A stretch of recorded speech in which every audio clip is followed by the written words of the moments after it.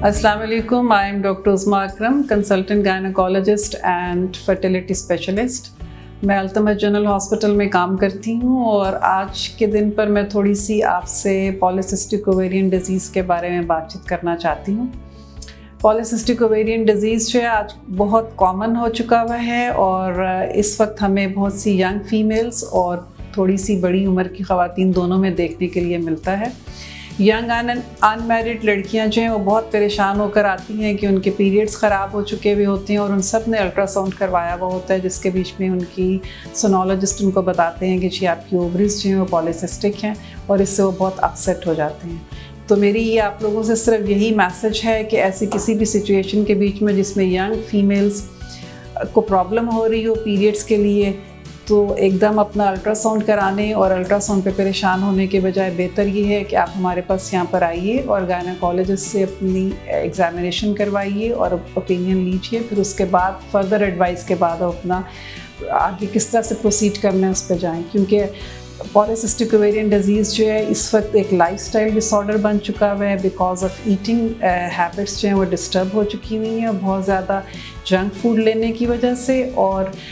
Healthy lifestyle में जो दूसरी इंपॉर्टेंट चीज़ है वो एक्सरसाइज है, उसकी कमी होने की वजह से यंग एज में लड़कियों में जो हार्मोनल चेंजेस हो रही होती हैं तो उनका वेट गेन होना शुरू हो जाता है, which can lead to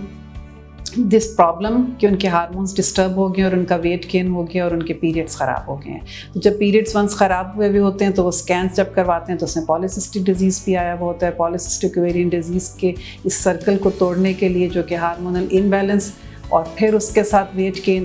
gain और फर्दर हार्मोनल इम्बैलेंस होता है के लिए इम्पॉर्टेंट है कि वो अपने लाइफस्टाइल को चेंज करें और उसके लिए उनको हेल्प की भी ज़रूरत हो सकती है। So it is always better कि वो आएँ अपनी गायनेकोलॉजिस्ट से आके हमारे पास यहाँ पे मिलें। मैं ख़ुद भी उनको एग्जामिन करूँगी, उनकी जो इन्वेस्टिगेशंस होंगी वो जो रेलेवेंट हैं वो करवाई जाएंगी, और अगर हेल्प की ज़रूरत है तो ऐसे केसेस में हम उन्हें एंडोक्राइनोलॉजिस्ट के पास भी भेजते हैं जो कि उनकी डाइट प्लान को ठीक कर सकें, so that they can come out of this disease. क्योंकि ये एक डिज़ीज़ ऐसा है जो कि आपके साथ ही रहता है, ये कोई इस तरह का डिज़ीज़ नहीं है जो कि ख़त्म हो जाएगा किसी एक मेडिसिन से। But if you keep a